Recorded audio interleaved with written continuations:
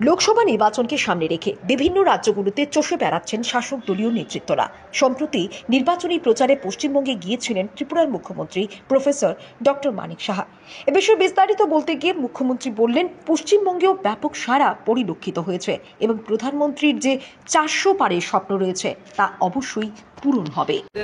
বলেন যে আমাদের যশস্বী প্রধানমন্ত্রী নরেন্দ্র মোদীজি বলছেন যে বারবার যে 400 পার হবে আমাদের এনডিএ এবং বিজেপি মিলে, এবং সেটা হবে। আমি ওয়েস্ট বেঙ্গলে তো এই নিয়ে আমি 4-5 জায়গায় গেলাম, আগামী দিনেও আমি যাচ্ছি।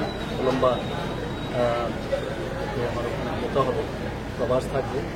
আমি আশা করি যে প্রধানমন্ত্রীজি যে কথাটা বলছেন সত্যি সেটা হবে, এবং আমাদের ভালো মানুষের মধ্যে একটা পশ্চিমবাংলাতেও আমি দেখেছি প্রচণ্ড রেসপন্স আছে, এবং সেটা হবে।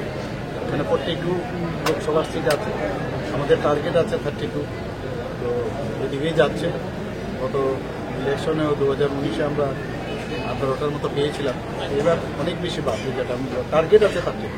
বিরোধীরা বলছে আপনারা 170টা সিটই পাস করতে পারবেন না। ওরা আসলে ভয় পাচ্ছে যে ওদের যখন কাউন্ট হবে, কাউন্ট হলে লোক পাবে কিনা, ভাবছে যে এগুলো বলে টলে যারা মানে কাউন্টিং এজেন্টরা জানে ঠিকভাবে যায়, এর জন্য এসব করছে, only to boost their cadre.